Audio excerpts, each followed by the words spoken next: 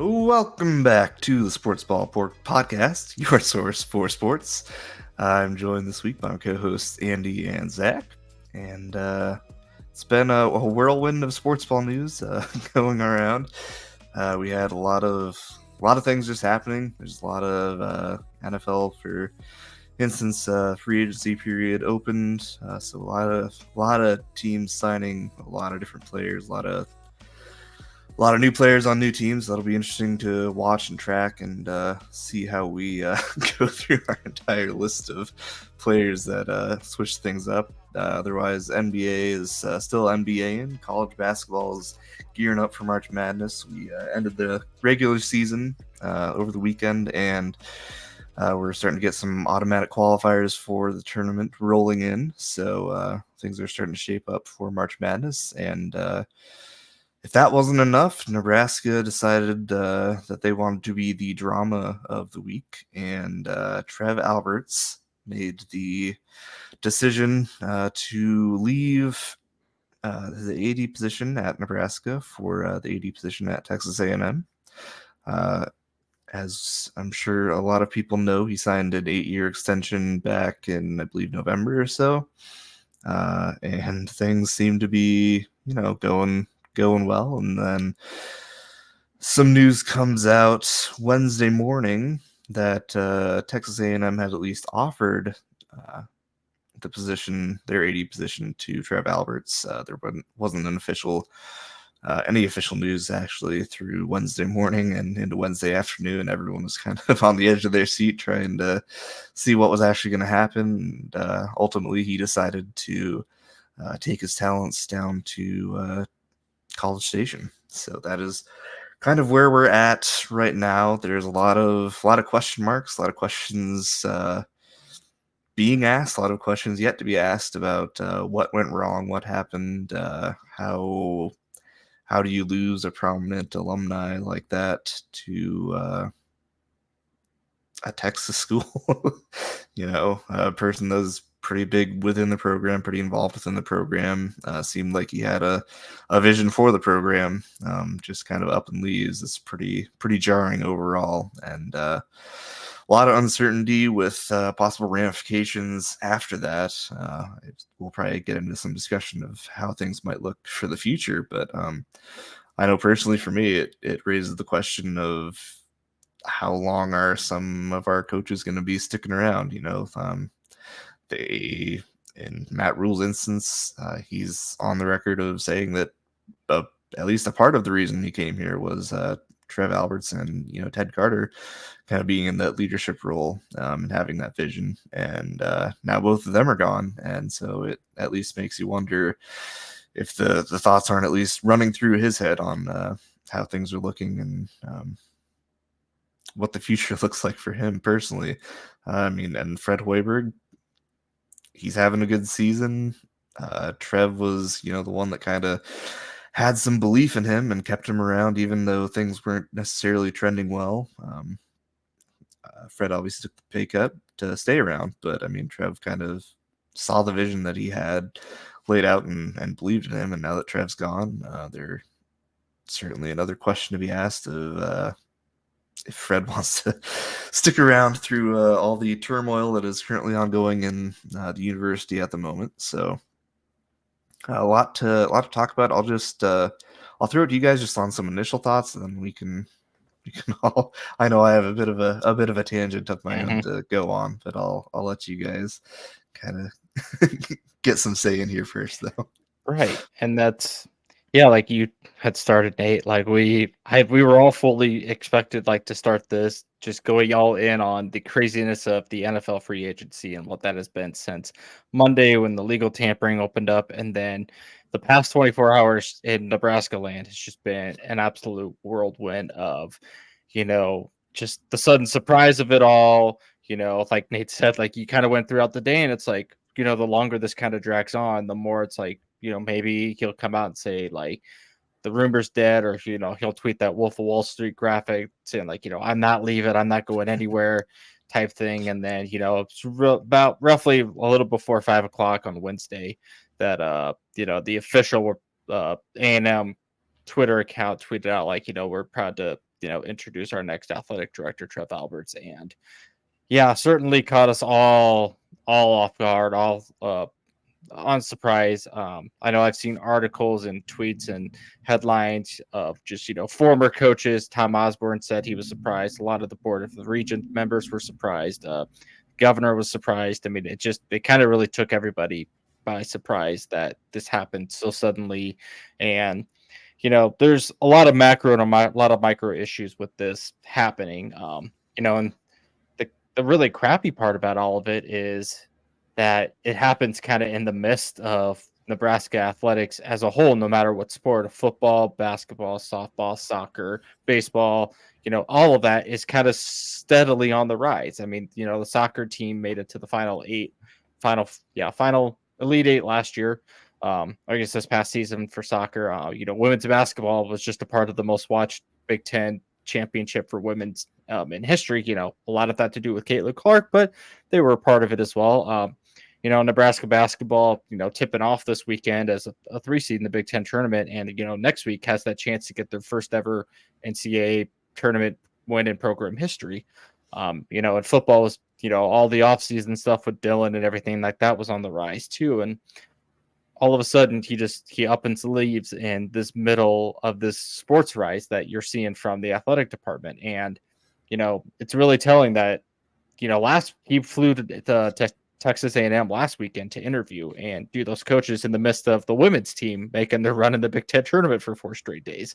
I don't think it dawned to any of us that, not seeing Trev from the beat reporters that were up there or anything like that or on TV. I mean, it didn't even cross my mind that like he wasn't even there. I just assumed he was doing other things with that. And it's just, that's kind of like the crappy part. It's like, you're turning to the interim director who they did name earlier today as Dennis LeBlanc, who is currently the executive associate AD for academics for the university. But I think he's been with the school system for like 25 since the 80s. 80s, yeah. He's been at UNL a very long time. So yeah, it's not like they're putting in charge somebody in the meantime that fairly new of the job or anything like that. So definitely made that quick replacement just to get something in charge. But yeah, it's just sucks.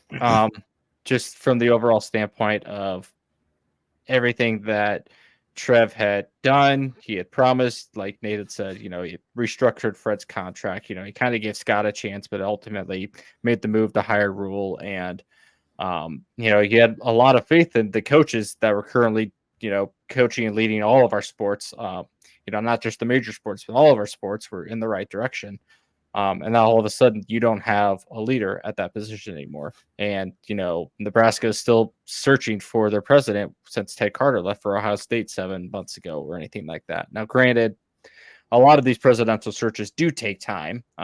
So I know that's always been kind of one issue. It's like, well, why isn't there a president in charge right now? But at the same time, I mean, you want to get the presidential hire right. And I'm, clearly speculating, maybe whoever the regents or some sort of possible candidates that might have been mentioned, Trev might not have vibed with or got along with or didn't like the decision and was just going to get out of town before things got, official or anything like that. But regardless, you really, at this point, are turning into your head coaches as your leaders. I know you have an interim athletic director for that reason, but he's an interim. So he's not going to last very long until you make your official hire. So like your true leaders are going to be your John Cooks, your Matt Rule, Fred, Rhonda Revelle, Amy Williams, like your leaders in your positions right now to lead this athletic department because they don't have a boss anymore or like an official boss, and the interim is not going to make any hire or fire decisions right now unless something got really out of hand, but they don't have bosses. Nebraska's leadership structure doesn't have a boss at all. You have a chancellor and the board of regents, and the board of regents are the ones in charge of making all those hires and fires. So it's a tough time to understand because the overall question is why did this happen now? Why did it happen at all? And there's not really been a clear answer other than what we've kind of heard today, just from the media members in the columns that have talked to Trev is just that leadership is just such a crucial time at this point in college athletics. And that's kind of what Trev has said and stuck to this past 24 hours of citing possibly why he could have left.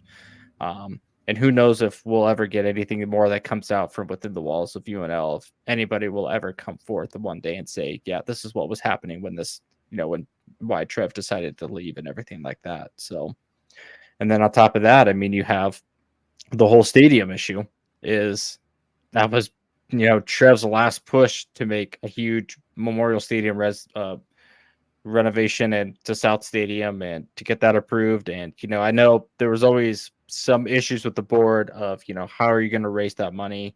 We'll do it if we can kind of guarantee that you'll get that money for Memorial Stadium. And now it's like, is that even going to happen for South Stadium? If you've ever been to Memorial Stadium, absolutely needs an upgrade for sure.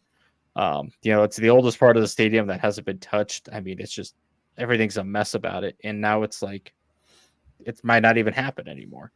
So yeah, a lot of things to dissect and a lot of why did this happen? Where do we go here? Like from here, what's going to happen next to the state of Nebraska athletics? And I agree with you, Nate. I am definitely afraid of what our current coaches are going to do. Are they going to stick it out? And I mean, obviously, if you go from the most prioritized position in college athletics, it's your head football coach.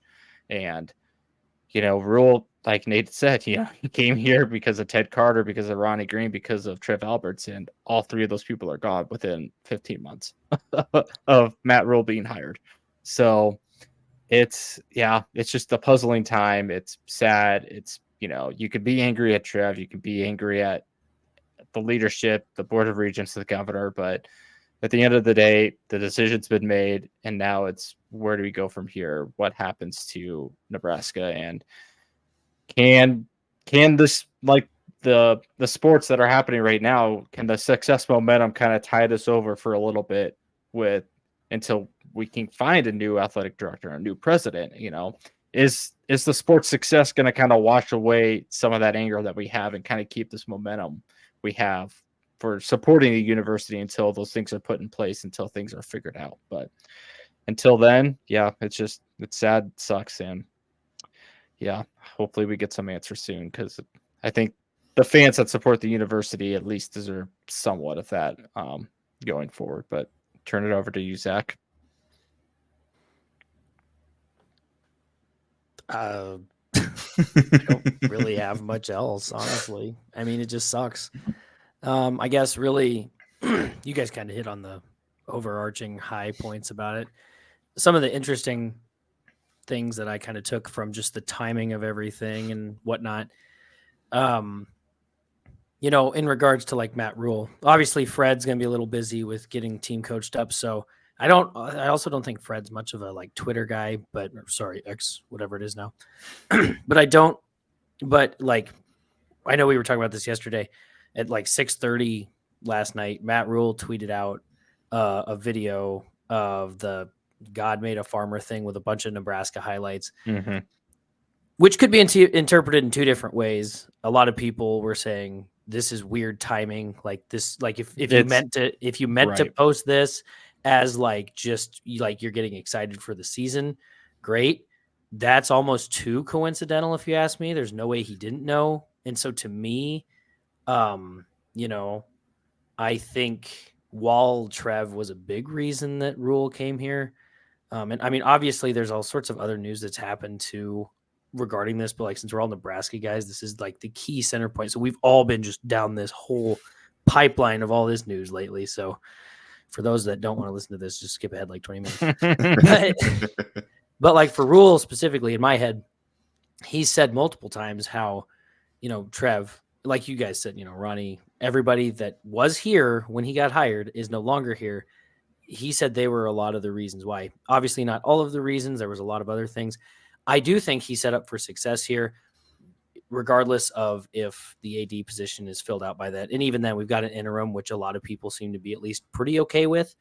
And I say pretty okay in the sense of I haven't seen anybody outright say this is terrible. So I don't know anything about it. So I can't say too much. I don't know what goes into being an AD, but But anyway, the timing of that Twitter video, to me, as I was thinking about it today, I was like, this to me seems like he's, signaling that, things are hard in just sports worlds, in stuff like this, and that he's, he was essentially born tough and is meant to be tough. He's going to stick it out, provided nothing else happens, I would assume. But I don't know. This also makes me hope that, I would assume at some point, at some level, these coaches and everybody would get to talk to these new athletic directors as they come in for interviews and stuff.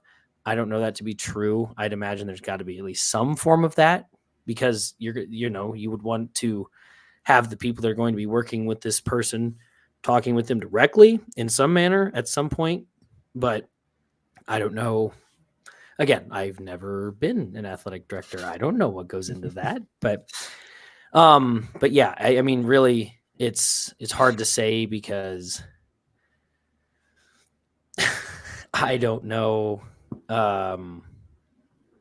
Yeah, it's one of those things where, as a Nebraska fan of the last 20 years at this point, you're always reminded that regardless of if you think you've hit rock bottom, you can still go further down. And it's just, and I mean, I suppose there could be worse news for us as Nebraska fans. Like, I guess this is better news than someone like Fred or someone like Matt Rule leaving, but this is just as much up there, just because of how much momentum Trev seemed to be gaining as an athletic director.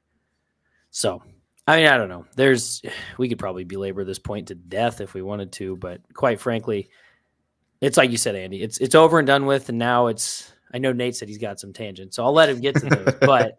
but on the flip side of it, it's like, if you could go back and change it 2 days ago, sure, you might, but you can't. Like, we don't get that luxury. So unfortunately, just as fans of the sports that we do watch and that we have to talk about, there's nothing else we can do but look forward. And I guess that's kind of my overall take on it, is regardless of how much it sucks, there's really nothing else to do at this point other than hope that leadership,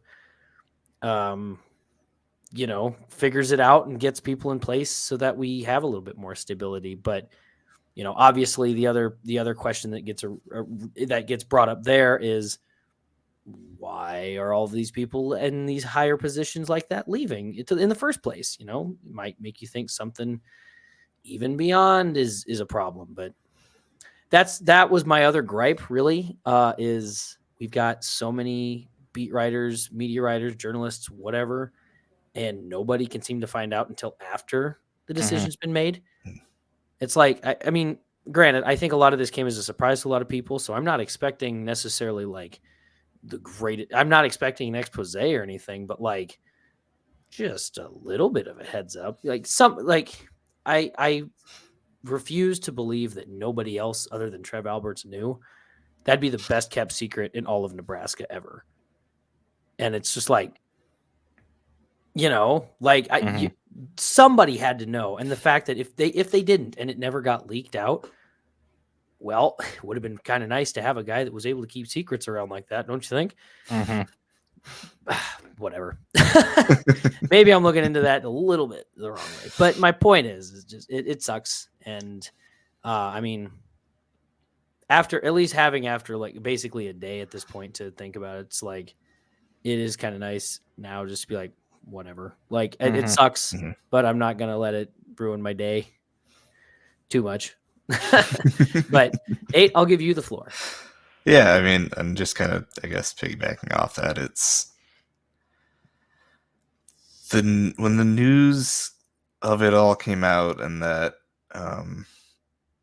the expected like salary and stuff he'd be making at Texas A&M was more or less comparable to what he was going to be making here at Nebraska, maybe like a margin of error of a couple thousand here and there, it was interesting because I would have rather seen him leave for money than because other reasons, other internal things were happening that Right. kind of pushed him out. That'd be an And easier pill to that's swallow. That he was chasing money rather than right. There's clear issues within the University of Nebraska Mhm. structure that Straight up, if it are was not for being money, resolved. if it was for money, I'd be like, cool, great, go get your Mhm. money. I don't think anybody would have had a problem with that. And same thing along those points of if it was like I had talked about this before we recorded that with Zach, that if this was like he was leaving to be a commissioner of a conference or Step up or something. yeah, step up for like the college football playoff committee that he had wanted, he probably still wants to do. But like Zach had pointed out, it's a parallel of what you're going from Nebraska to A&M. I mean, there's no difference. I think they're just as dysfunctional as we are right now in terms of just, I mean, they're paying Jimbo Fisher thousands upon thousands upon thousands upon thousands of dollars right now at his dead money buyout. So like they're not totally off the hook. I know we're still paying out our buyout coaches, but it's not as horrendously large as Jimbo Fisher's buyout was. So I mean, it's not like A&M is in any better position than we are athletic wise than Nebraska right now. So it's the difference of him going from a step up to from an AD a lateral. Yes, he's literally a lateral position move rather than a step up to a committee member or a commissioner type role in that sense. So that's the part that I think is baffling about all of this is he made a lateral move just to get away from the politics that we think within the University of Nebraska school system right now.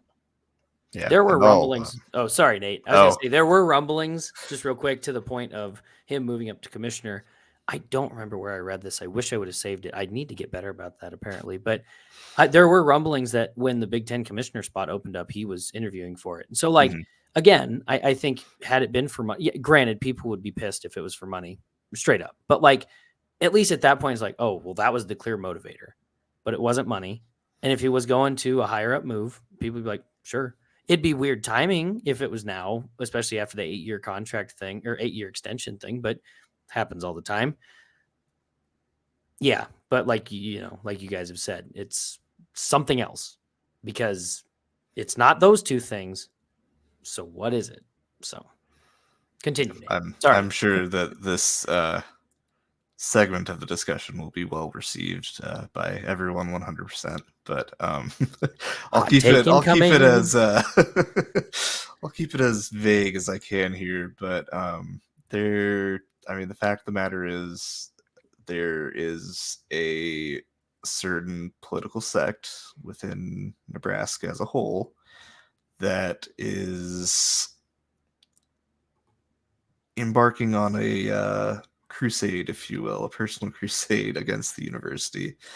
And it seems, they're elected officials, governor and, the board of regents are all elected officials that have a very strong say in things and goings-ons of the university. And it seems like they are fighting with the university, and instead of helping the university to, grow and just be a top university on its own, they are trying to push political agendas. And in doing that, they aren't doing their job of just keeping the general structure of the university alive. That just comes down to the chancellor they hired is apparently very heavily involved with the Brett Favre scandal down at Southern Miss. It's been 7+ months and we don't have a president. All these things are things that should be dealt with at that level between the governor and Board of Regents, and they just are being ignored. And I think Trev saw that there wasn't really going to be a rectifying part of this situation, that I would imagine he didn't really see a path forward. I don't know. This is they believe this political opinion and I'm against that. I think it is his individual path to success was going to continue to be impacted because we didn't have a president. There were reports that I know the stadium renovation was kind of his brainchild and he was really pushing for it. And there were reports that he couldn't make any progress with it because there wasn't a president to, get through the paperwork to move forward with the stadium renovation. And so he was just stuck behind layers upon layers of red tape that were induced by the elected officials not just doing their basic job. And I will say that personally, I didn't really agree with how Trev handled things. I mean, it's obviously a very tough situation to tiptoe there by, trying not to completely shun the entire fan base as you're walking out the door. But I think that could have been handled better than just probably a ChatGPT email. But I also can't say that I fault him for, wanting to get out of a seemingly impossible situation that didn't really have a whole lot of signs of improvement going forward. So I understand being mad at him, and it feels like a bit of a betrayal, honestly. There's no kind of sugarcoating that, but I can't say that I wouldn't at least personally understand his reasons. Like if if my managers were indirectly doing things to kind of interfere with me just doing my job, I would probably kind of look elsewhere for a job. So from a very pragmatic standpoint, I understand that. So, at this point though, what happened.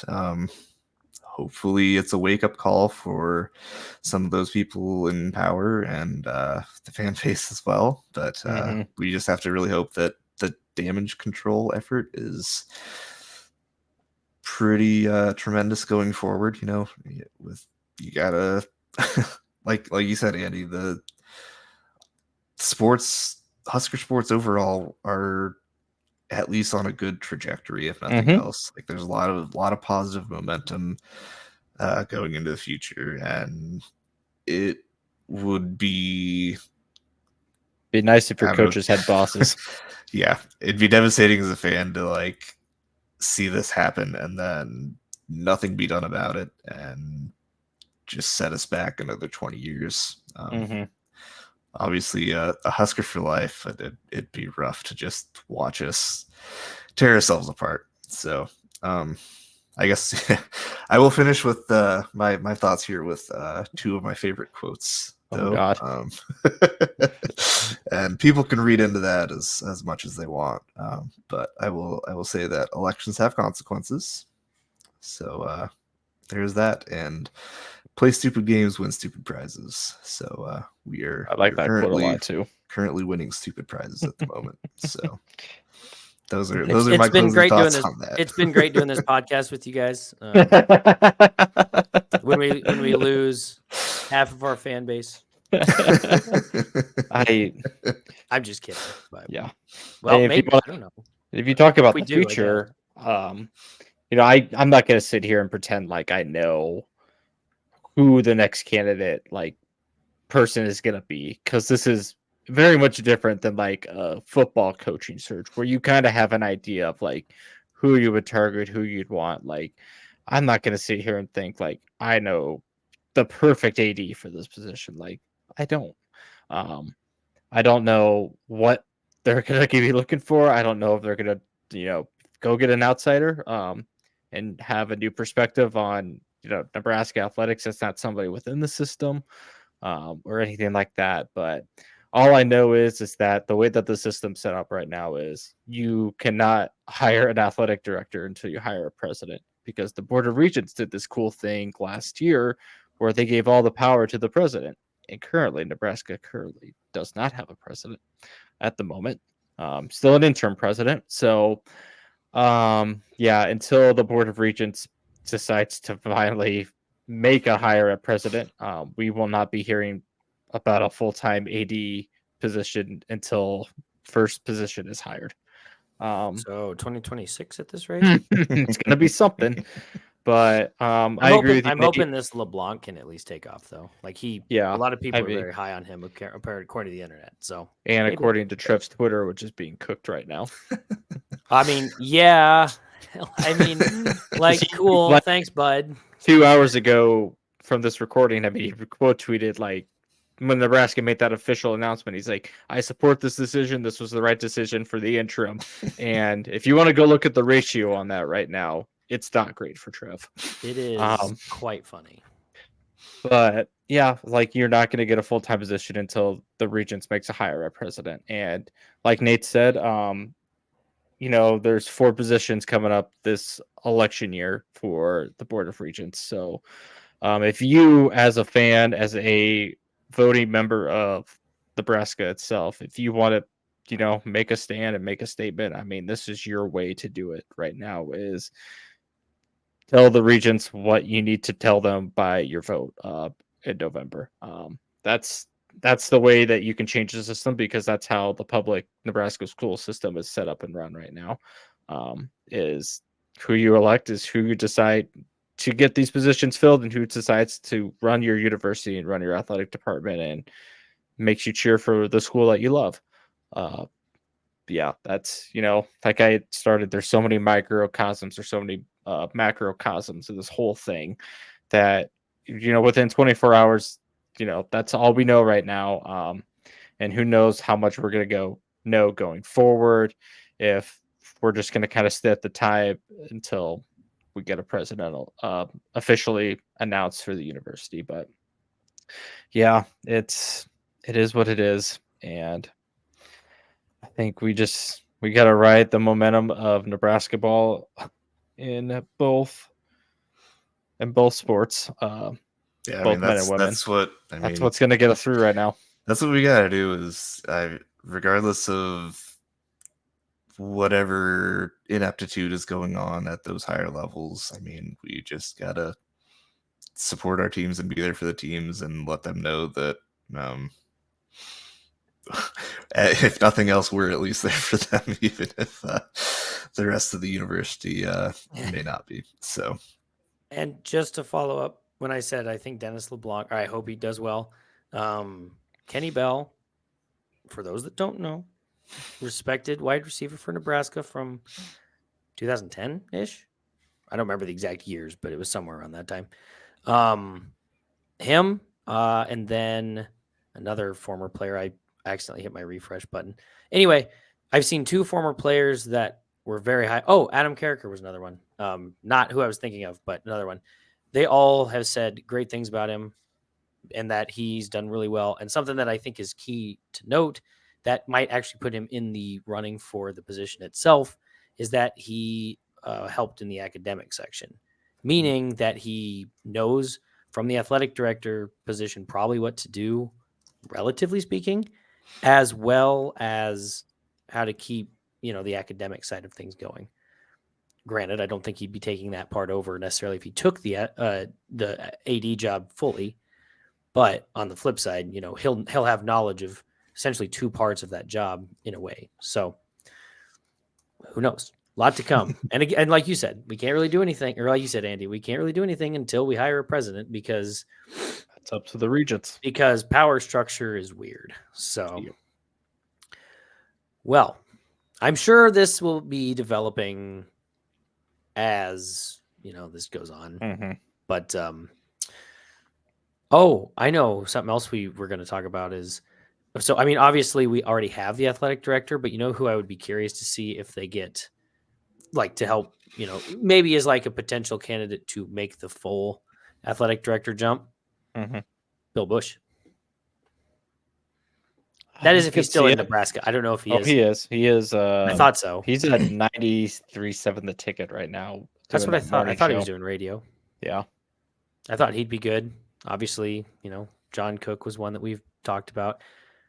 My only concern with these guys is, like, at least with the guy that they have now for interim, has experience being in an AD specific role.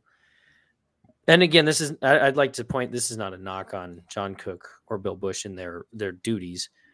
I don't know how much overlap there is in somebody that has, it's been a long time since they've either played or whatever. And then they're going to just jump right to that AD. So, I mean, for example, like everybody loved when Tom Osborne was going to be the athletic director. And then that was like, I mean, it worked out okay, but it wasn't great. Granted, age might have been a factor there, where the other two we were just talking about aren't so much age. They're older, but not like old. So I don't know. Maybe, and I think any hire is going to be somewhat of a gamble, but that'd be my only concern is how much of that overlap and how much would they even want to do the job? They might not want to. So, whoever they hire, I mean, it can't be. I mean, I know Nebraska has things set up in place, and it's not like you're coming in to overhaul an athletic program, compared to like a lower power conference team or anything like that. But, you got to get somebody that's going to get in here and that wants to do the work. I'm not saying that Trev didn't want to do the work or anything like that, but, there comes a point to where, made the point earlier is when you don't have anybody around you to support and how to help you aid in your decisions that you're pitching to the regions, that you're pitching to the public, that is going to be help funding like these projects and making these help support these decisions that you're making. When there's nobody by your side to back you up and you're just standing alone on your pedestal, pitching to a board that is like, no, that's spending more money. We don't want to do that. What else are you going to do? So yeah, there's just a lot of things to be angry and sad at, and people are going to be angry at Trev and the regents and governor and, Nebraska and all of that. But I would like to point out real quick, it is possible to be mad at both. Yeah. It is not a black or white issue. Yeah. I mean, we're certainly all angry and sad at all parties involved at the same time. At this point, we're just used to it. We're Nebraska fans, guys. What are you talking about? Wait. Why do you think if it's a Nebraska ability, it's a possibility? Hey, now. Is there a podcast about that somewhere? That's a retired term. And we thought, what's funny? When we stopped doing that specifically, we were like, you know what? With Matt Rule and the year he had, maybe, we won't have so many Nebraska abilities anymore. Thanks, Trev. We'll have you on next week and we'll talk about it. God, if that actually happened, though. We'd probably be the first ones. Could you imagine? I'll do a podcast with these guys. They get average 10 people. We get to the hard hitting questions. Yeah. What's the best burger joint in Texas? Whataburger, obviously. Anything else? Yeah. I think we've kind of exhausted this. We've kind of for now. I'm sure that'll change in the future, but I think we've covered it pretty well. I think we'll go to our topic that I thought we were going to exhaust all of our talking about. I thought most of this podcast would be about this. And at this point, we've talked for so long that I feel like we got to just kind of hit the key ones here. But there's 10 of them. There's so much has happened since Monday. I mean, it all first started, I think, with the notes that I put in here are mostly, if not all, in chronological order. I definitely didn't do that. So until I get to the end of it, end of it is just it's whatever. But I know the beginning of these notes were fully in chronological order until about 3/4 of the way down. Okay, you fancy, huh? Because I think it started Sunday night or sometime early Monday that the Russell Wilson news that he was going to go to Pittsburgh finally was official of the quote unquote legal tampering that was allowed. It's really good there was no tampering before that, by the way. Correct. Absolutely not. Absolutely no rumors that Russ had flown to Seattle or to Pittsburgh, last Friday or anything like that. Certainly was not that rumor at all, or reports of him on a private jet at all doing that. But yeah, that happened. So congrats, Steeler Nation. I'm glad you have him, and he's finally off of my hands now. Steeler Nation, let's ride. And then, Let's smell. oh, God, I mean, and then a lot of the running back issues all happen kind of within the same time frame of, Tony Pollard going to the Titans, and then Zach losing DeAndre Swift to the Bears. I was actually kind of upset about that, to be honest. Yeah. I thought Swift had a really great But year, what and goes Papa- around comes around, Zachary. Because With a little bit of tampering involved. a little bit Maybe. of tampering involved. Maybe. Zach Light might tampering. go and do. No. It's been basically proven at this point that it was just James Franklin speaking out of turn because he's a doofus. But yes, Saquon. Most likely the really reason was. that DeAndre Swift went to the Bears was because the Giants said, we don't need you anymore, Saquon. And Saquon said, I'm going to go to my division rival and just go play for the Eagles. He basically just moved next door, Yeah. which was okay. So I still think Saquon has a lot to bring to a football team. I mean, just in general, because I think they got him because he's a really good pass blocker, which the Eagles had none of that last He's a year. good from the running back too, still. He's still a good running back. The issue, obviously, people are like, injury concerns. I would like to point out, though, that this is going to be the best line he's played behind I was his going to say, career. and you don't need to run him your entire offense like the Giants did. I mean, hope not. Well, I really hope not. You have passing offense that you can actually utilize and not give Saquon the ball every single time. Right. Now, of course, obviously with that comes a big caveat of, Jason Kelsey retiring. And I mean, outside of him, everybody else that, Fletcher Cox was on the defense. So not really concerning there in the sense of overlap, but Landon Dickerson just updated his contract with the Eagles, which is great because he's been playing well. But then Nebraska fan favorite Cam Jurgens gets to start at center this year, assumedly. Yes, he does. Which is going to be fun to watch, but also call me biased, but you lose one of the best centers on your football team, you're probably going to see a little bit of a downgrade on that line until, everybody else gets to the level. But regardless, I think Saquon's going to be a lot of fun to watch. I'm 100% here for the squat competitions between him and Jalen Hurts. Oh, baby, the tush push is going to be legendary at that point. They're just gonna huddle with the ball together and just run into the pile and just basically be like a battering ram. You heard it here first. So anyway, but then I'll let Nate take over. I guess the Bengals have done some things too. Joe Mixon went to the Texans, and that then one shocked me. Yeah, honestly, who did the Bengals get back? I know it's in our notes somewhere. I'm pretty sure. Moss. Yes, they got. Yeah, Zach Moss in return.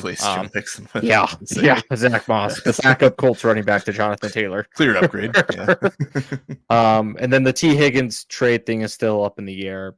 All we know is that he requested a trade, but really hasn't found a home yet. But I thought they tagged him. Did they not? They did tag him. But I think, he could still request a trade, which is what. Oh, sure. I thought they tagged him, so I guess they that's did. part They of did what he tag did, him. So. Yes. But obviously, franchise tagging him is not like the contract upgrade or extension. It's just another 1-year deal, typically at the same price. But so he's probably trying to go out there and find some more money since he can't technically do it until next year now, since the Bengals franchise tagged him. So with that, and then Nate, I'll let you kind of handle the nice old QB swap and addition that you did.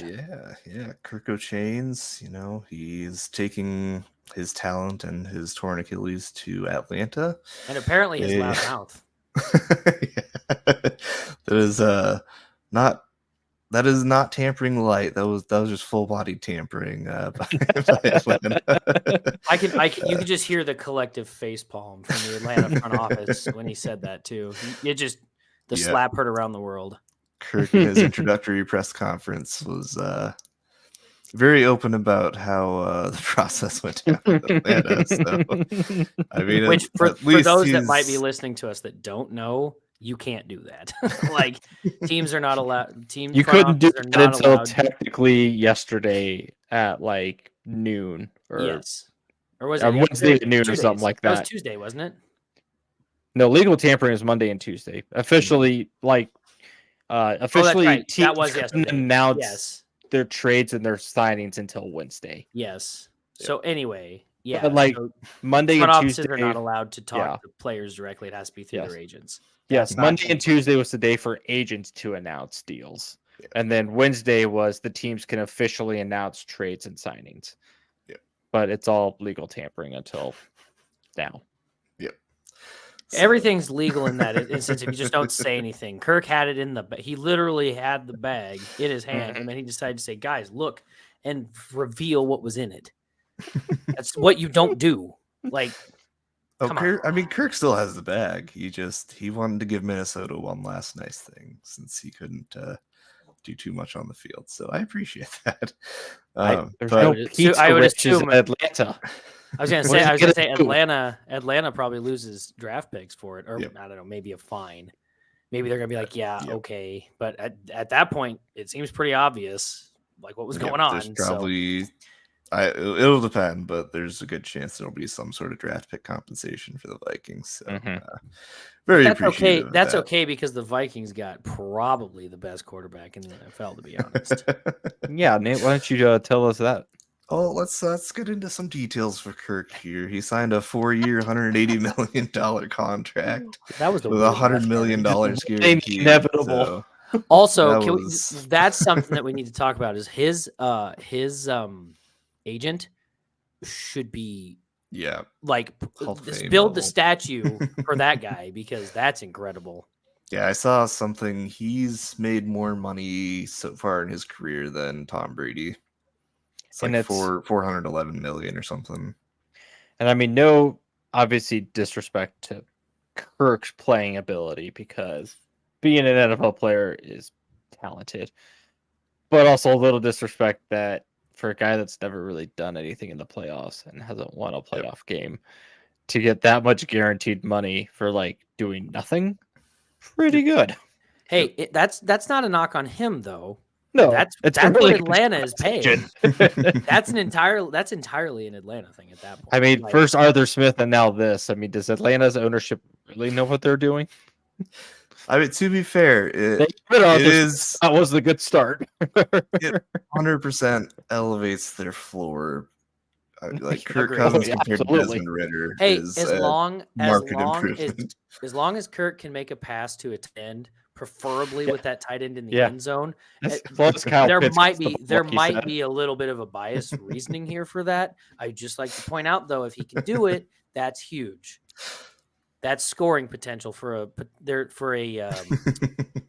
fantasy football team that might be out there. Okay. For all you Kyle Pitts owners. The Vikings were never gonna go that high or that long on a contract for Kirk. A lot of the reports were hoping that he'd take a bit of a discount and do a 2-year contract so we could kind of have him for another couple years, ideally draft a quarterback and just kind of have a bridge that way. Kirk did not feel the same way and follow the money, which good for him. But we'll see you later, buddy.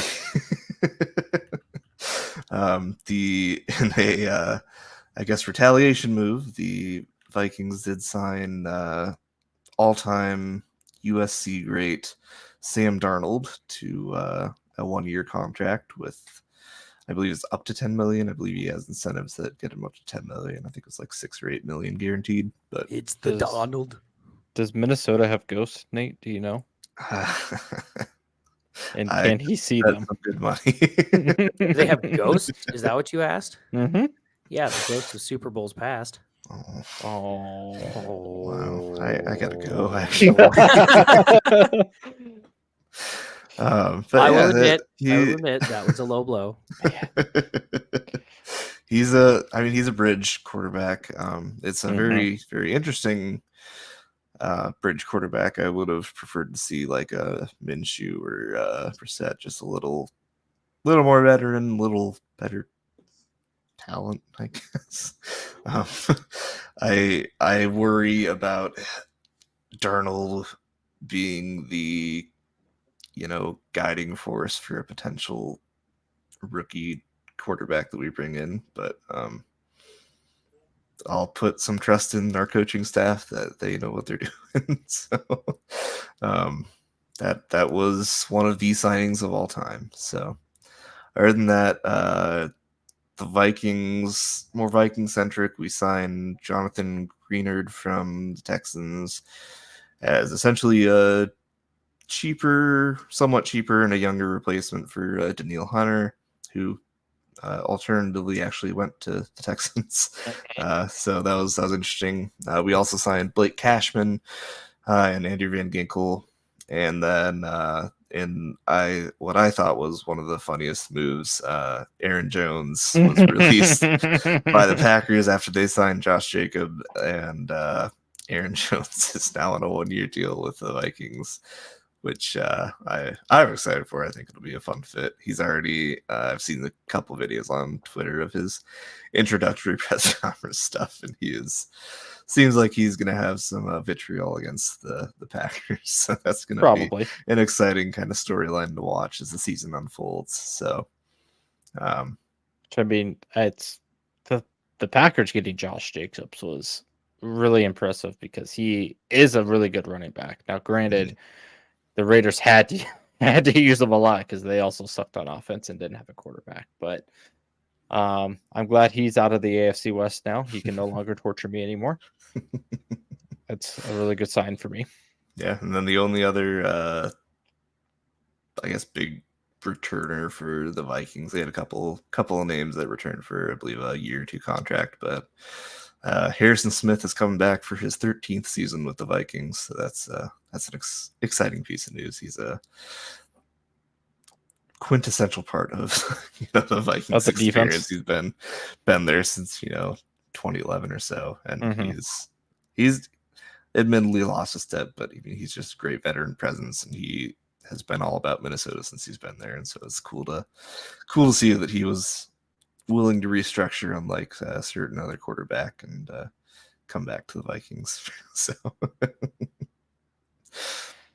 but yeah, I think we'll just kind of keep going down the list. There's been so many moves.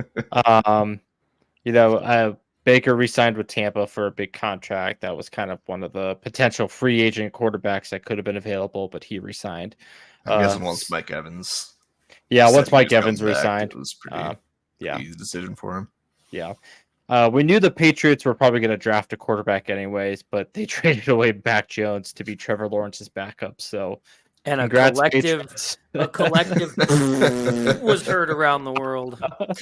So congrats to the Patriots on getting rid of Mac Jones, and maybe congrats to Jacksonville. I don't know. The next quarterback, I actually heard today, the next quarterback for New England is going to be some guy by the name of Baum Trady.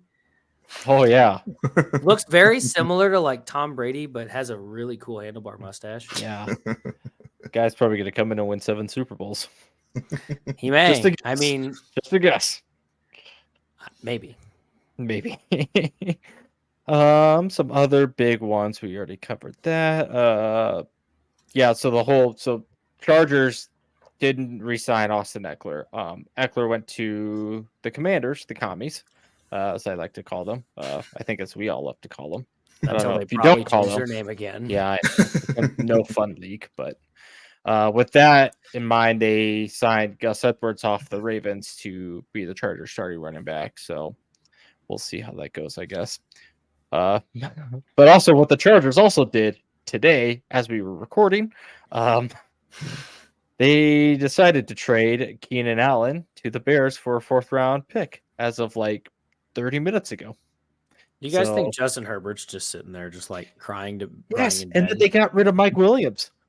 So Quentin Johnson is cute, like our wide receiver number 1 for the Chargers. Good for them. With the Chargers, a new head Justin Herbert to the Vikings confirmed. I thought Brandon Staley left.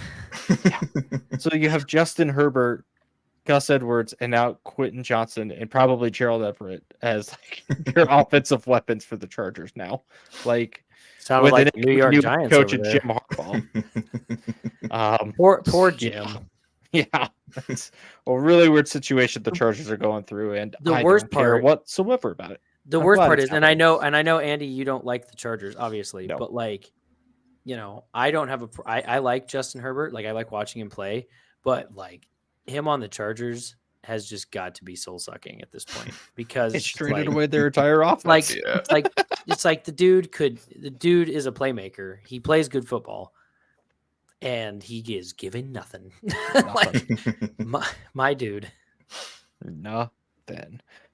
Some other big ones that I guess would be really notable. Let's see what else here. Jameis to the Browns.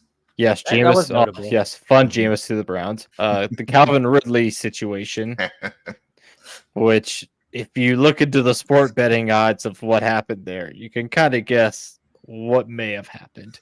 But he's leaving Jacksonville to go to the Titans in a very odd move to, I don't know who the Titans have a quarterback anymore. Will Levis and maybe Ryan Tannehill still. I believe so. Right. I believe Not Tannehill's my still there. choice of quarterbacks if I had to choose them or Trevor Lawrence throwing me the ball. It's also hilarious that the Titans were willing to go 4 years, $92 million, but wouldn't go similar contract for AJ Brown. Yes. Hey, you know what? Yes. I liked that. That's okay. So And then Derrick Henry went to the Ravens, which Yeah, highly unfair. First off, that you have a running power offense of the Ravens, but now you had one of the best running backs to the Ravens. So you have the speedy Lamar and you have the bulldozer of Derrick Henry. Like, congrats to everybody in the AFC that has to play against the Ravens now. and they're still gonna make Lamar throw for 45 Yes. passes in the AFC Championship game. Yes. I don't know if hold anybody. on. One of those was to himself. So Yes. I think we should call it 44. Yeah, I don't know if the Titans have signed anybody. But if they have, I've completely missed it. But I know they were playing say that Tony Tajay Pollard already? Spears. oh yeah, Tony Pollard. Duh. Yeah, we said that earlier. And then Spears, Yeah. yeah. Tyjon Spears. But that was kind of the bigger news within the past day. Flacco to the Colts. Love Joe Flacco. Apparently, like So the elite. Eagles had reached out to him, and I'm like, okay, I guess I kind of get it, but why? Like, Jalen Hurts is clearly going to be the starter. Like, Right. and then I saw somewhere that they were thinking about drafting another quarterback. I'm like, can we just wait like another year or two before we do that? Mm-hmm. Whatever. I don't know if that was true. It could have just been. Hey, I rumor, hear that Jeff Sims guy's pretty good. but, no, Oh. thanks. No, and thank you. Ooh, another. Oh. I don't know. This one, I don't know if it's necessarily big. He comes but with his own Amigos value meal. not anymore. He doesn't. He Yeah, fumbled. that got He fumbled that bag, and yes, that pun was intentional. Why did he fumble a lot? He may have once or twice. I don't. A I game? thought this was. I thought this was maybe bigger, but Deontay Johnson from the Steelers goes to the Panthers. Also very That's just trade. funny. That's just hilarious. I mean, I I- know Russ not gonna be much better, but gotta be better than Bryce Young, right? Well, He yeah. played for but the then- incompetent ownership of the Panthers. But then the Panthers, I was gonna say the Panthers then traded away they Brian traded Burns away to the Brian Burns Giants. to the Giants Mhm. for For I nothing. shouldn't say for nothing, but like It it, kinda it was for wasn't nothing. it wasn't enough. It was clearly not enough. I mean, the Giants are paying Brian Burns crazy money, which is different. But like sometimes you got to feel for Carolina fans if you're a Panthers fan. Well, I know. I think when that Brian Burns trade happened, I think Luke Combs came out and it's like, yeah. "What are you guys doing?" Yeah, because I was gonna say people were like Brian Burns is like a player that you build your team around on that Yes. side of the ball, and it's just like, why? But this is also from the same owner that got really mad at a fan and threw his drink. They on threw him. a drink So, on him. maybe I'm the dumb one, but Right. at least I ain't out Hey. here throwing my alcoholic drinks that are $15 on people. Mhm. Granted, he didn't have to pay for it, but Hey, I mean, at least their owner correctly evaluated that Christian McCaffrey was washed and traded him away. So Correctly. I mean, I don't that know. was a win for them at least. He might be onto something, Nate. They didn't win the Super Bowl. It didn't. Do you know why? I mean, to be fair, as much as I hate the 49ers, do you know why they didn't win the Super Bowl? Because they forgot how to run the ball in the second half. Weird. You have one of the best running backs in the NFL, and you decide, we're going to pass. Kind of like how the Ravens against the Chiefs just didn't run the ball Mm-hmm. when that's all they did all season. And now they do that with Derrick Henry, like, then you deserve to lose. Just wait. They're going to start running a bunch of, like, wild plays where Lamar throws it back to him and Derrick Henry's the one throwing the ball. He has done that before, but it's This been from makes like no sense. 2-yard line to a touchdown. So No, yeah, but this time it's going to be different. They're going to do that from their own 2-yard line. their own 2-yard line. 98-yard touchdown. Okay. It's basically Madden up in here. But then another piece of news that happened probably about 10 minutes ago then. Marquise Hollywood Brown from the Ravens and Cardinals formerly is signing a 1-year deal to the Chiefs, which as if they needed more speedy receivers because, fuck me, right? Oh, I have to put the explicit tag on it this week now. You're welcome. Unless you want to find this Thank exact timestamp and bleep it out. It's only an hour in. That'd be an easy timestamp. I am lazy. I'm not doing that. And then the only, I guess, big Denver news, because they just did a bunch of signings and not re-signings and all of that, which are really viable to me. But the big, I guess, piece that happened was Jerry Jeudy traded to the Browns for 2 draft picks this year, which all in all, I'm not entirely upset about because Denver needed the draft picks, and Jeudy, granted, hasn't had the best quarterback play, but has not lived up to his potential first round pick that being in the NFL. So I hope he does well in Cleveland. I mean, it'd be a big FU to Denver, but he's still very talented, and you have Deshaun Watson throwing you the ball now. So, well, congrats, I guess. Or Jameis. One of the two. But Jameis, YOLO bomb Winston. Yes.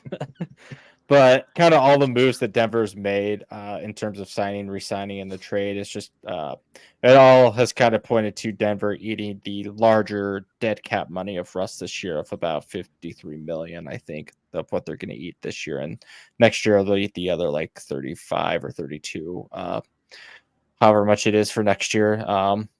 But good. Yes, that I have a question, Andy. Why are they eating it? Why don't they use the money to pay other people? Because the NFL wants you to eat it. That's silly to eat money, guys. Well, take it up with Roger. Have you ever tried it, Zach? No.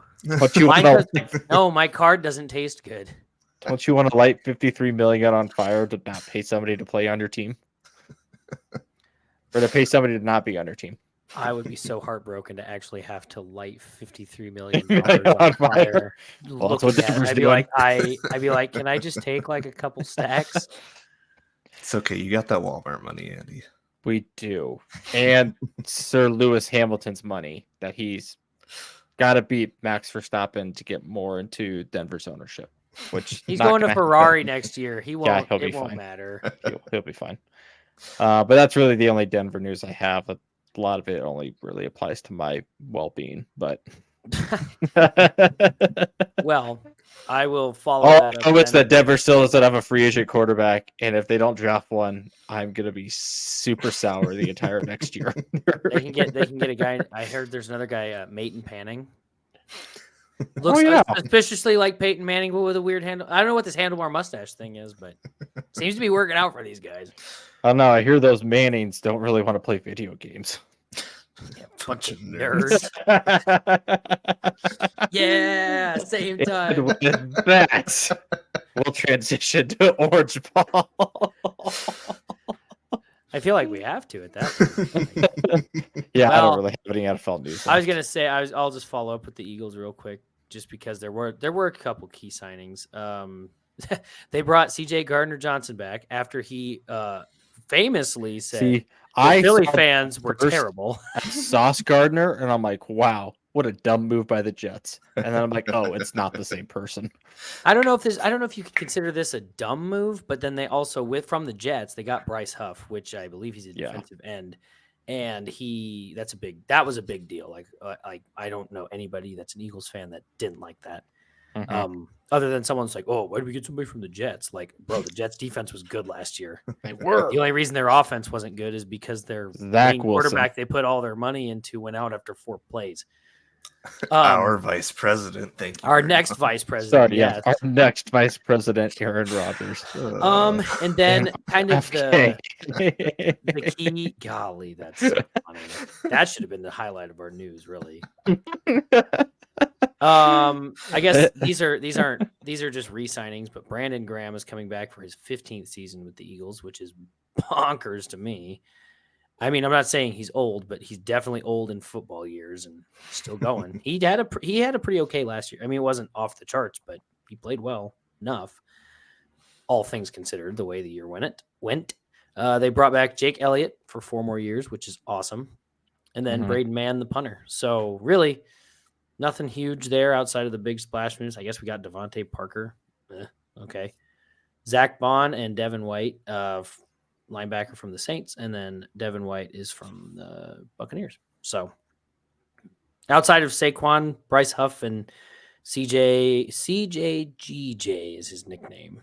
Outside of those 3, it's been pretty, I wouldn't say it's been quiet, but like those 3 were huge needs. And I think, I guess Josh Sweat's probably leaving too. He's getting traded, I'm guessing. But anyway, before we go to Orange Ball though, Andy, we still got to talk about college football, even though we've exhausted the Nebraska specific part of it. It's canceled. It's canceled. I guess really killed it. I guess really the only news that's come out about college football outside of Nebraska's black hole that we live in is that a 14-team playoff has been approved now. So before we even got to see the 12-team. Yeah, I mean, we will get to model is. We will get to, but like, because that's approved for, is that next year or 2026?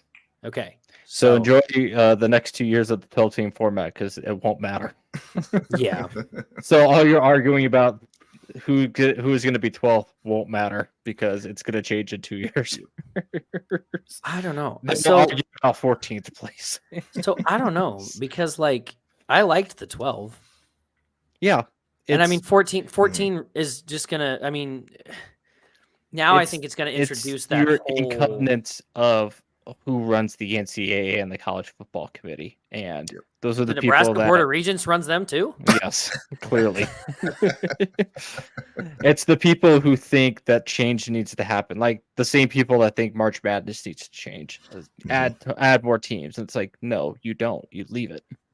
Yep. Yeah, no. With March Madness, you definitely leave that one alone. The only change you make to March Madness is that the automatic qualifiers don't play in the first 4. Correct, and I'm on board with that take. I'd be totally fine with that. Yes.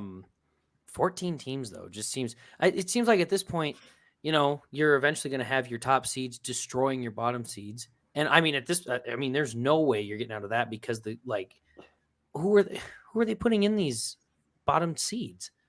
And that's the biggest. And I have to read more about it. The biggest talks right now among the power conferences and schools and everything is like how the model is going to be set up to where, do you have 5 automatic qualifiers for your power conferences or 6, and then do you have a group of 6 after, or, is it, you have your 5 automatic qualifiers and then the rest is just like whoever is ranked in whatever position the committee ranks them by then, type thing. So I think that part is still being worked out of which model is going to get approved. Because like for a school like Notre Dame is, if you're not, are they considered an automatic qualifier because they're independent? Do they just have to fight for the at-large bid every time during this new format type thing? So I think that's the only part that's still being worked out other than the approval for they want to expand to add 14. And I'm guessing the reason they're expanding it to 14 is because whatever model they want to go with needs to fit those 2 extra teams type thing. So it's actually for more games and more commercials. Let's be honest. That too. Which, I mean, I do like the expanded playoff and the fact that you get home camp as playoff games now. That's going to be super exciting and super fun. That part's great. Yeah. It's just, I think 14 is too many. I personally think 14 is too many.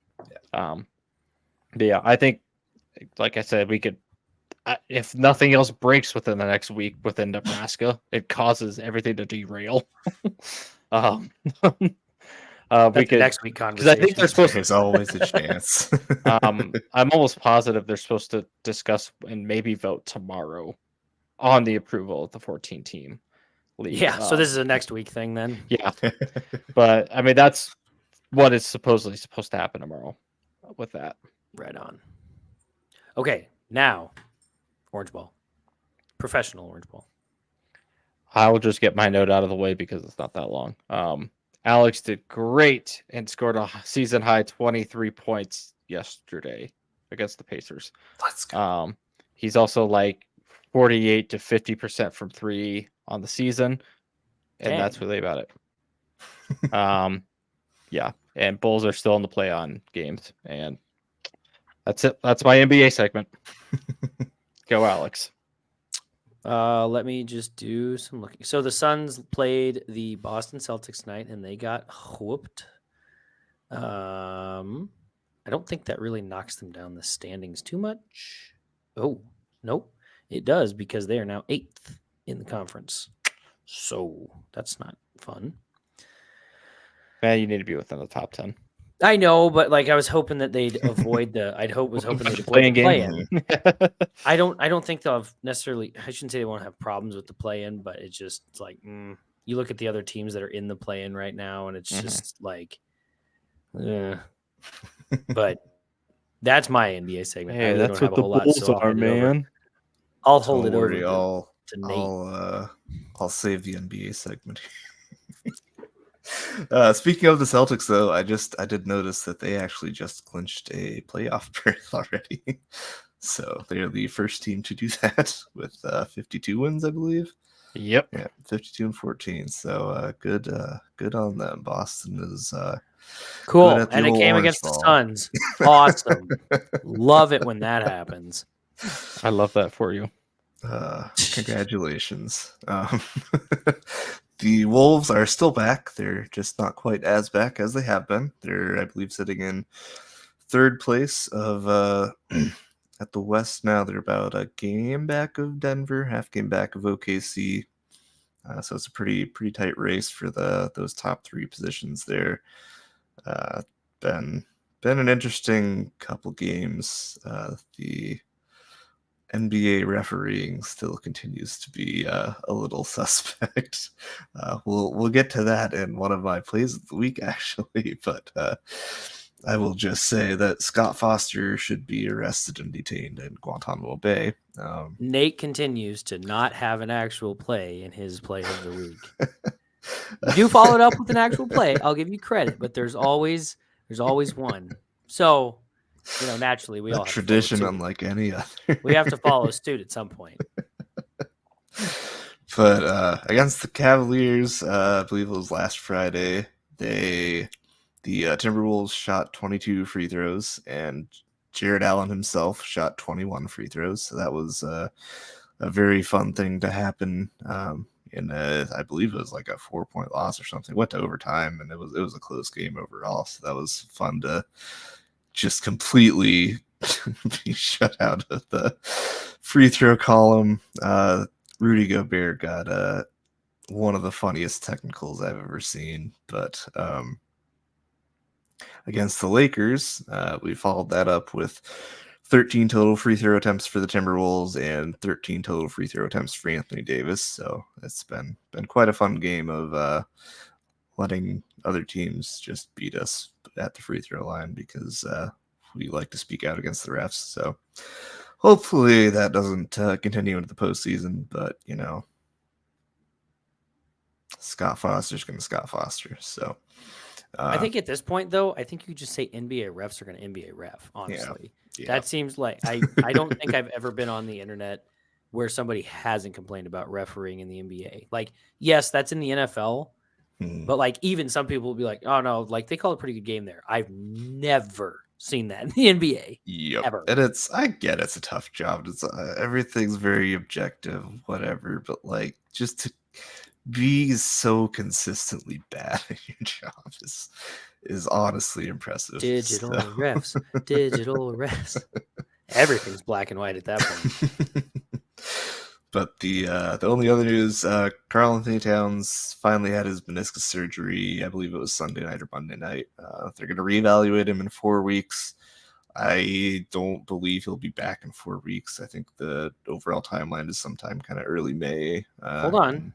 Did Aaron Rodgers do the surgery? He may be back in 4 weeks then. I don't know. Were you not there? You weren't overseeing this? You're right. He'll be using his vice presidential power to magically heal the meniscus early. Leave you with my powers. Yeah, the only other thing is the Wizards and the Spurs have both already been eliminated from the playoffs. So we have Boston doing good things and San Antonio and Washington scraping the bottom of the barrel. So those are all the NBA updates I've got. You called it wrong. It's not NBA. Orange ball. It's professional orange ball. Professional orange ball. Well, we'll go down, going down to junior orange ball. College orange ball. Thank you. College orange ball. We respect all sports here. You're right. That's why we call them sports ball. Correct. Especially when it's F1. Best time of the year. There are ball bearings in cars. That's my count. It's conference tournament time and almost March Madness time.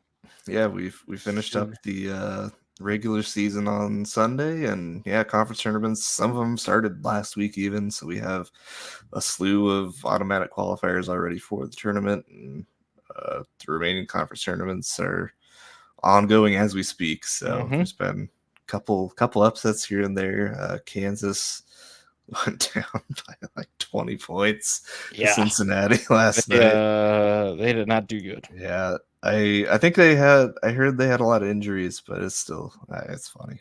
I don't know. It's always fun to see Kansas just get throttled, but Duke still has not found a way to beat North Carolina this year, and they followed that up by losing to North Carolina State. So go Wolfpack.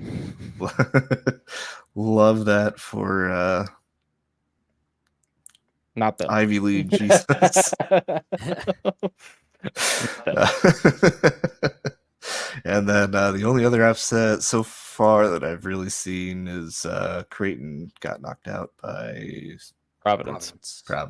Yeah. The Friars. So all good in the hood. Carter is your Big East Player of the Year, so it's not really surprising that he had a good game. But those are in terms of, because last time we talked, Nebraska ball didn't play on Sunday against Michigan yet. So the end of the season at Michigan 85-70, and then the accolades came out of the highly contentious Coach of the Year, which should have been Fred Talone, but it was co-coach of the year with Purdue's coach Matt Painter, which Matt Painter did the exact same thing this year as he did last year with the exact same team. So it was expected, and he still gets Coach of the Year. So it's like really semantics and really stupid that Fred didn't get Coach of the Year by himself, but it is what it is. But still an extremely high honor for him.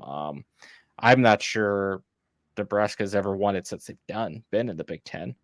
Any sort of Coach of the Year. I'd have to look back at the 2014 or 2018 seasons, but I mean, just a high honor for Fred, especially where, we came into this year, it was almost like a put up or shut up year for Fred that he had to come through, and, you're pretty much guaranteed locked into the tournament now. And like I had said before, next week is, you get your chance to get that first NCAA tournament program win in history of your school.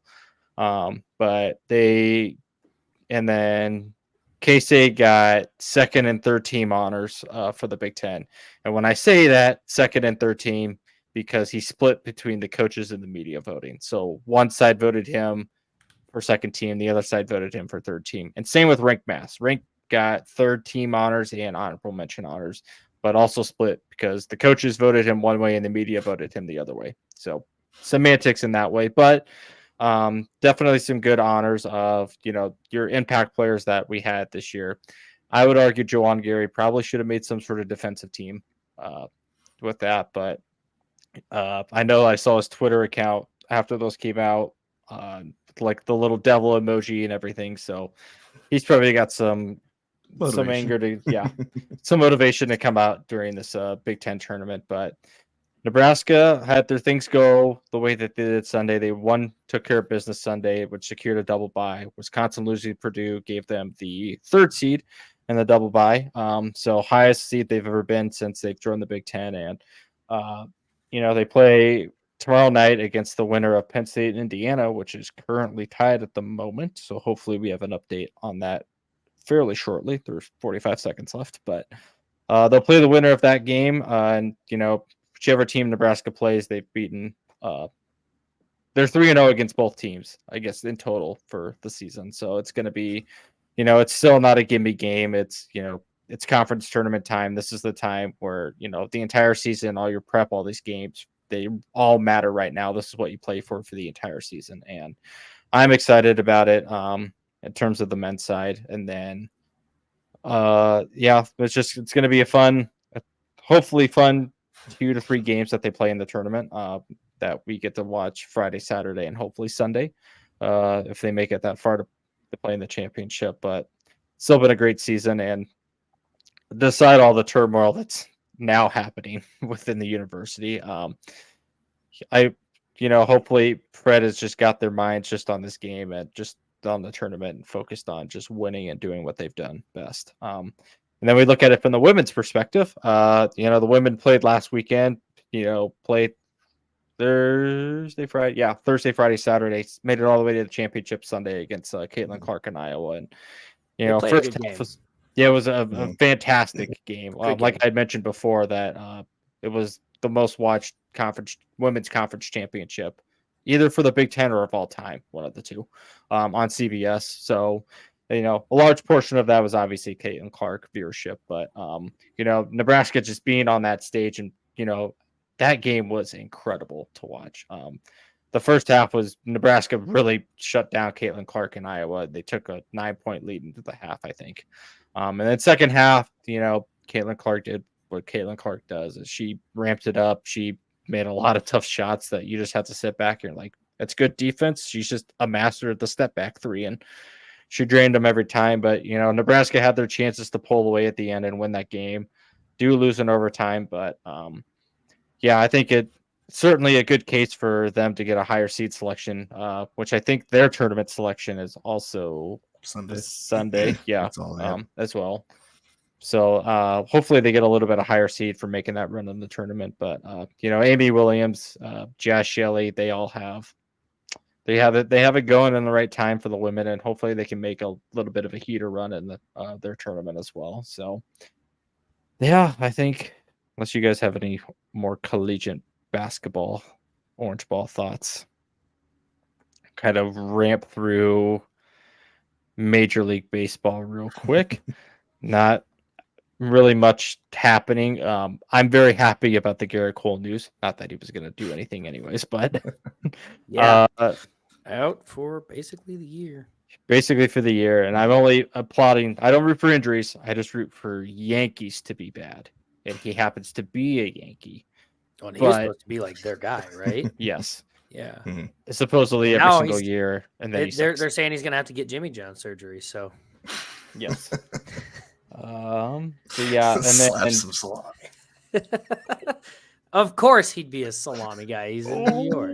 And an update: Indiana scored with 5 seconds left. Penn State came down and just missed the 3 to win the game. So Nebraska's opponent tomorrow night, officially Indiana, as they just beat Penn State 61-59 here. So nice. Nebraska will get, they're 2-0 against Indiana this year already. So they're going to get a tired Indiana tomorrow too. At least, it's a difference between playing a Penn State team that would have been their third game in 3 days versus Indiana that's just playing a game going into another game. But yeah, Nebraska officially is locked to play Indiana tomorrow night. And they're the very last game, so roughly it'll be about 8:00, depending on when the previous game gets finished up. But that is their opponent. And now back to the other baseball news that I was in the middle of. A big trade that happened this week. Dylan Cease from the White Sox to the Padres, which he is quite a good pitcher. So it's a good pickup by the Padres if they aren't going to keep Blake Snell, which that trade kind of makes me seem like they won't keep Snell, or at least won't try to re-sign him. But baseball has unlimited money, as I've seen from the Dodgers, so I guess anything can happen. There's no luxury tax, supposedly. Nah, they just do that thing that the Eagles do. They just kick those cans down the road until eventually it's going to bite them in the butt. But so I guess if that helps make clear news for Blake Snell to sign with somebody else, I guess. But what do I know about the luxury tax in Major League? It doesn't exist. And then I was going to say the other to that point though, Blake Snell and Jordan Montgomery, two of the key unsigned pitchers, still are unsigned, which is notable.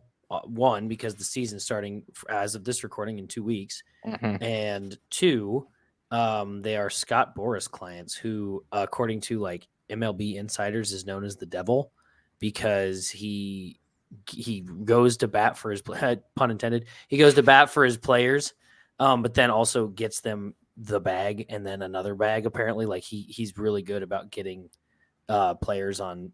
I don't know. I don't necessarily want to say overvalued contracts. I don't think that's the right way, but just on very big contracts. So then, big Kirk Cousins guy. Basically, yeah.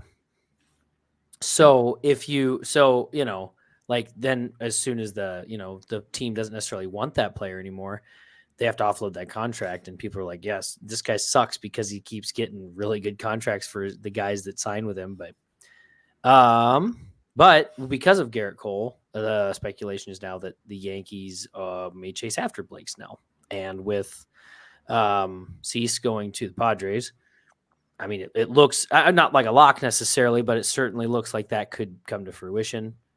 I think I don't know enough about baseball to know if that's a good signing for the Yankees or whatever, but Blake Snell is certainly not bad at pitching. He's a good pitcher. So can't hurt. Really good for the Rays. And then another note, by the way, all the notes that I've been saying about MLB, I once again want to thank my father-in-law, Terry, for these because he's the one that gives me all my notes to talk about.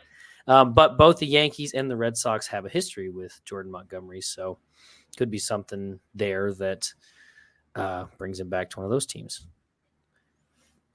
Nate, did you have anything? Nah. Okay.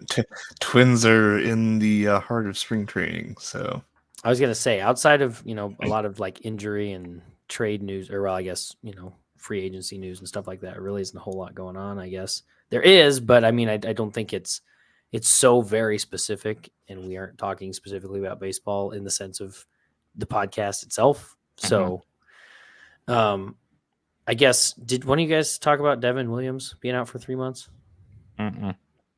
The Brewers reliever. So now you know. The more you know. I don't have anything on college baseball, but we can move to it.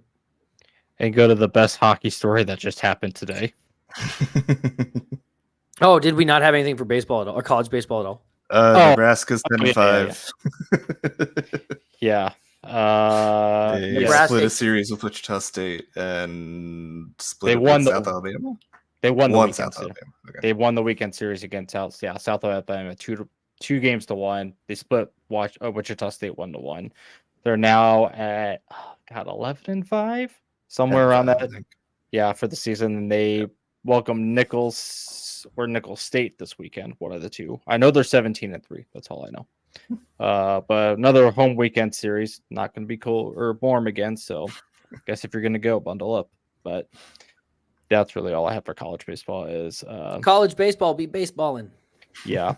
Nebraska's got some starting pitcher issues to figure out because Well, yeah, we're always playing from behind and then figure it out in the back half. And that's what bit them the weekend series against South Alabama. Thankfully, they did come back, but happened last night against Wichita State, where they went down 7-1 or 8-1 pretty early in the game and never came back. So they definitely have some starting pitching issues to figure out, and I hope they do, because it's not going to get easier as you go through the schedule. But that's really about it. That's all I have. All right. Well, for what, maybe the first actual time we have stuff to talk about in the NHL category. And by the way, if we're gonna before we get there, if we're gonna make the argument that F1 shouldn't be considered because if it doesn't have a ball, neither does hockey. So check. Yeah, but this I didn't say it shouldn't be considered. I just thought it was interesting. Like the story is like an episode of The Sopranos is what it is. Well, we'll let you lead off with it then. So supposedly there was supposed to be a Jaromir Jagr bobblehead night for the Pittsburgh Penguins either tomorrow night. I think it was tomorrow night, Friday night. The delivery truck that was supposed to deliver said bobbleheads got stolen. And there is a notable Sopranos episode that they steal the wrong truck and have to give it back because they open the truck and what they find inside is not what they expected to have hijacked. And I imagine whoever stole this bobblehead vendor truck is probably thinking the same thing right now. Is it's stuff you can't really resell because that's going to be a really big red flag to who's selling all these Jaromir Jagr bobbleheads now type thing. I can't imagine they had. Was really funny. I can't imagine that they had anything on the side of the trailer that said, "Please don't steal all bobbleheads inside." But that'd be even funnier if it was clearly plastered. This is for not if you steal this is not necessarily worthless, but definitely not what you think it is. Right. So it's not you're opening the truck to find electronics that you can pawn off anywhere that won't be suspicious. These are bobbleheads of a certain hockey player. Very, very specific item. that this hockey team is looking for them. So that's a major red flag that they never just get sold.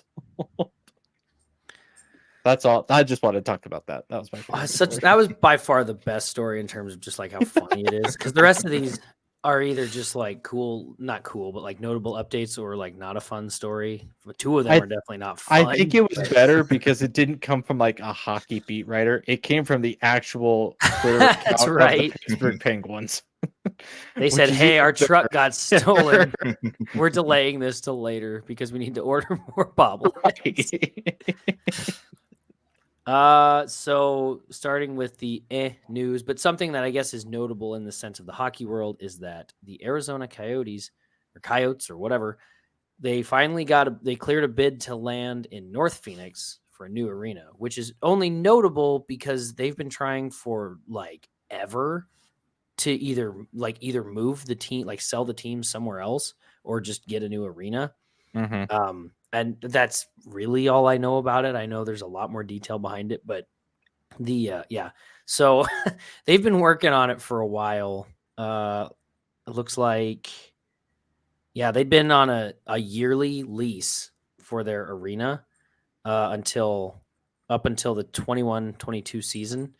And then they finally got it figured out now. So they're finally going to have their own arena, it sounds like. So, ironically, the starting price. Oh, that's just the land. Never mind. I was like, this is kind of surprising that it only cost $68.5 million to build a stadium, but that makes sense. It's just for the land. I was like, that seems low. My bad. I'm not a land surveyor. I don't know. And then so a little bit less fun news is that the Calgary Flames drop. I'm probably going to destroy these names, honestly. Topi Ronnie, after he got put in prison for a year. So he got... Oh, and he was 19. I didn't know that until I just read this little blurb here. 19 years old, native Finland, got charged with rape. And that's not fun. But also the Calgary Flames were like, yeah, we don't want that. And they booted him. So he was notable. That's mainly notable because he was drafted 59th overall in the draft, I think last year, 2 years ago. So, yeah, the Calgary Flames, and they're actually having a good year too. So I mean, obviously without him, but now they're just like, well, what do you do there? And then in similar-ish news, Corey Perry of the Chicago Blackhawks has had his contract terminated because they didn't really give details here, but the overarching thing that I garnered from this article is that he violated his standard player contract and team policies, which was then followed up by Perry himself apologizing for his actions and said that he began seeking help for alcohol abuse. So the way I'm reading that is he showed up to practice drunk. And I'm guessing teams don't really like that. Yeah, I can see that. Weirdly enough. Not typically. And then I guess this isn't really hockey news. This is just kind of as the season is coming to an end. We're about a month from the Stanley playoffs, I guess. I know that's when I plan on finally sitting down and watching real hockey. So maybe we'll have some real updates, but yeah, the cool thing, this is just more for us, I think, but I think the cool thing is that there's 16 teams out of 32 that make it to the playoffs, which is generally kind of how those go. But in this case, it's neat because you'll get to see the top half. So if we all start watching hockey for whatever reason, we'll at least we can figure out what team we want to bandwagon with. So, yeah. So as we just come to the end of the year in the NHL, we'll start to see the playoffs fully take shape. A lot of these are kind of like the NBA, where a lot of them are in already. Or, I mean, at this point, it's really hard for them to get out of the playoffs, but they'll, we'll start to see that take shape here in the last few weeks as we lead up to, I believe, April 15th is when April 15th is when they start. So we're basically a month out. So that should be fun, especially for all you hockey listeners, especially the ones that listen to us. I think it's like maybe 2 or 3 people, but we see you. We're trying. We're trying. So then I'm going to assume that Nate put this in our notes for the college hockey. So I'm going to give you the floor. Yeah, so it's not too much of an update. Just kind of updated the teams for the Frozen Face-Off in the NCHC. So that's going down this weekend. Got North Dakota playing St. Cloud State, and then Colorado College playing Denver, and then the winner of those 2 games will go on to the championship on Sunday. So that's pretty much the only update. I'm not sure exactly when the college playoff postseason exactly starts, but I can't imagine it's too far off. So I will. I'll look into that for next week for all y'all. We'll have a better idea of what that looks like. Hopefully, it's before next. Hopefully we don't miss it. And I guess now we're on to me. As Nate so famously says, big car go burr. I'd just like to point out the cars aren't that big. They're bigger, but I mean they're not that big.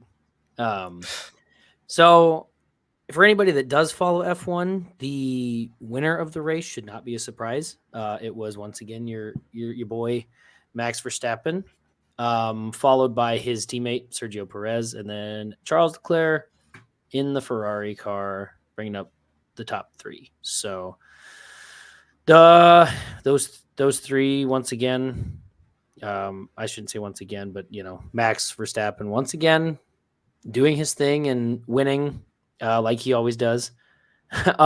Really, though, the main big story from this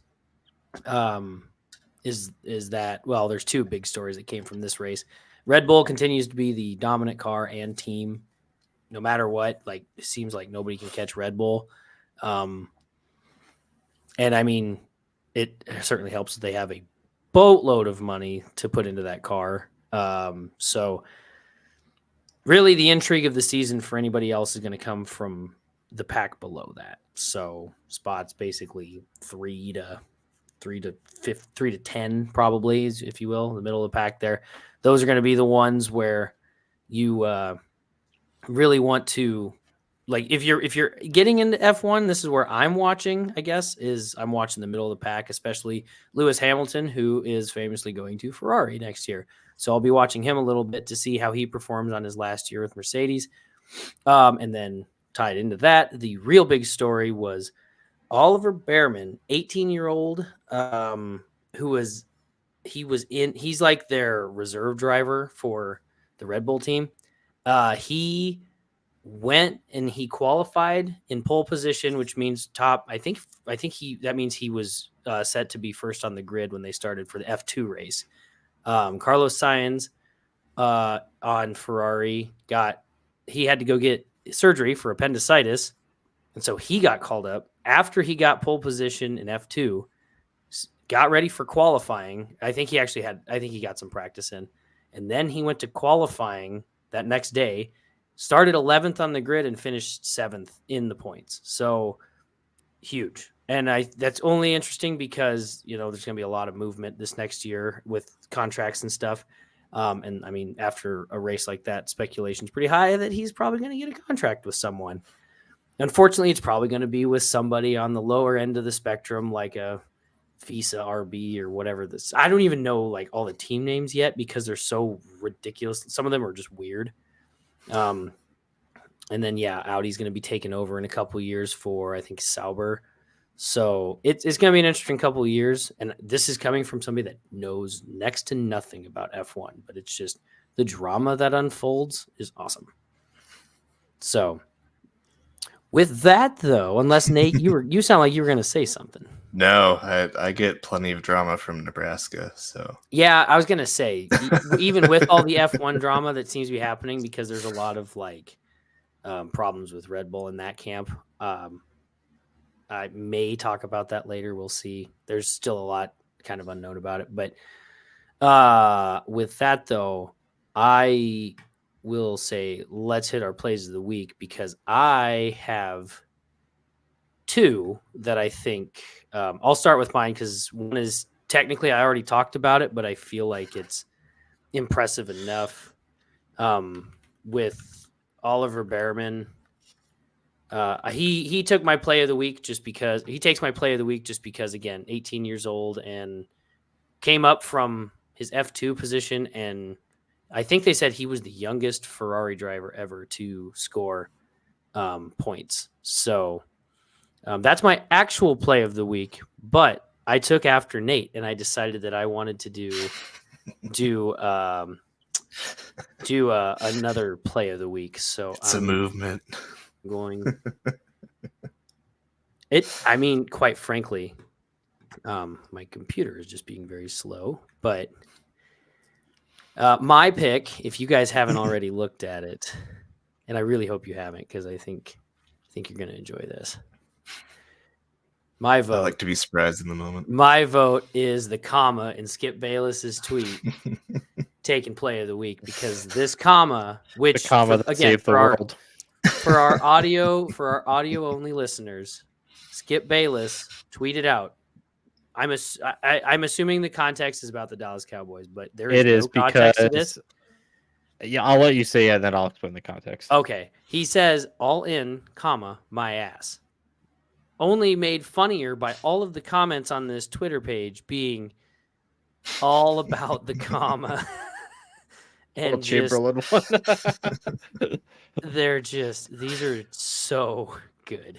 So, and then you got like actual FanDuel comment, Prize Picks. Just these are too good. Yes. So, yes, that takes my vote as play of the week. Yeah, the context is Jerry Jones said that they were going to be all in terms of like free agency this offseason for the Cowboys. And famously, the Cowboys have done nothing until today. But today was like an inconsequential signing, whatever they signed.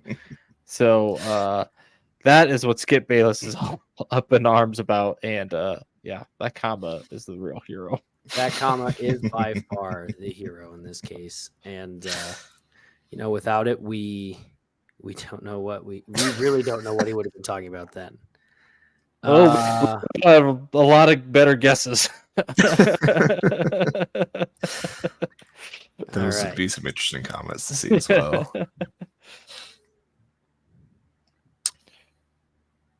Oh, Yeah, this is just a little something I threw together when everything was unfolding yesterday. I really wish you would have warned me because I thought this was Andy's play of the week. I didn't even give you a play of the week. I don't remember the name of this movie, but again, Babadook. Poor audio listeners. Yes, but the Babadook. It's that's his mother, right? Yeah. And it's just why it's her screaming. Why can't you just be normal? And then it's the kids screaming, but it's got Nebraska at the bottom. It is too perfect. Okay, so then for Andy's play of the week, it was anything Casey Tominaga does. Okay, you know what? That's fair. If you want, just go watch the Michigan highlights from this past Sunday, and it was basically Casey Tominaga. All right, on to Nate's apparent second play of the week. Oh, yes. But he died. The Kyle Filipowski. Pulling old Grayson Allen out of the playbook. I didn't. Yeah, I didn't realize that. Christian Leitner, all of the above applies. Yeah. Yep. Just, I didn't realize Duke that being Duke. Guys, yeah, I didn't realize that when you had these things happen to your leg that they randomly makes you twitch pre-trip players. But the funny part is like this is all just exploded since the whole court storming thing. Yep. And I'm wondering if that specific event did not happen, would any of this Filipowski stuff even remotely be happening? I mean, you might still see something about this, just like, like a kind of an embrace the debate here. Is like, is this a dirty play or not? But and granted, I haven't watched much of Duke basketball this year now, but I have more because of watching to see what Filipowski does next. All right, and then I'm gonna assume, Nate, this is your actual play of the week. Yeah, that he claims, arguably a play, but. Yeah, play that got Rudy his technical. Even play of the week. Got called for a questionable foul, and then Chris Altman went off. So all of our plays of the week have not been actual plays. They've all been the side antics of plays. Hey, remember, the comma is the MVP. I would still like to point that out. If I had provided you a link, mine actually would have been plays from one specific person. Well, now we know for next time, don't we? So whose fault is this really? Don't up to you two is what I'm hearing. Hey, I didn't have like an actual play. I just had the story of the F1 driver being my play of the week. That one, what did you want me to do? Show the whole 2-hour race? I would prefer you don't. I mean, it was an interesting race, but I'm pretty sure we'd get sued in a heartbeat for showing we don't that. have Saudi money. Are you kidding me? Well, I feel like we could probably come to a resolution much simpler than that, but I also am not a lawyer, so I think with no one. I think. Well, yeah, we don't know. Yeah, but she would 100% be like, "You're on your own." So we don't know any of those people in our lives. No. I don't know. Do we have anything else? I don't think so. Just we made it. We have through. Hopefully, we have a good basketball weekend for our local team, and that talk about next week, and that we're talking about who Nebraska's going to be matched up against, where they're going to be playing, and probably a Big Ten championship, because why not? We need something to go well now. Shoot, that reminds me. It didn't because the women didn't win, so suck it. So Andy doesn't. Wait, was it? I thought it was just Big Ten. Oh, that's right. They did not win the Big Ten championship. They did not win the Big Ten championship. Damn. Okay, both teams had to do it. Guess Andy will not be streaking until we find another reason to make him do it. So, well, I guess now's the time. We don't have an AD, so who's going to enforce the punishment? The Board of Regents. Oh, well, they're not really good at their job either. Oh, I'm pretty sure they'll come to a conclusion quick on that one. Sounds more like an LPD thing to me than a Board of Regents thing. Yeah, I would imagine. You might just get thrown in the tank overnight. Who knows? That's all you got to do is just get belligerently, just have way too many beers. Make sure I go place the bet first, and then do it. Place the bet, cash out on the bet, and then. Sorry, rephrase that. Well, have someone else place the bet for you. You go do the thing. Like Calvin Ridley did. Cash out, and then you can announce on TikTok. Don't do it before. Don't do it the day you get out of the tank. That was that guy's problem. I'm still telling you. We have come full circle. Before this devolves into anything else, hey, Nate. I will just say, Nate, you already got us canceled. So what more can we do, right? Yeah, geez, Nate. I do my best. I do it for the people. But thank you for listening, being a loyal listener. We appreciate all the support and everyone who tunes in every week when they can. So hopefully we have less dramatic outside influence on sports going into next week. Hopefully we're just talking about some crazy upsets and just contemplating what's happening with March Madness going forward. So with that, thank you for tuning in to the Sportsball Podcast, your source for sports, and we'll see you next week.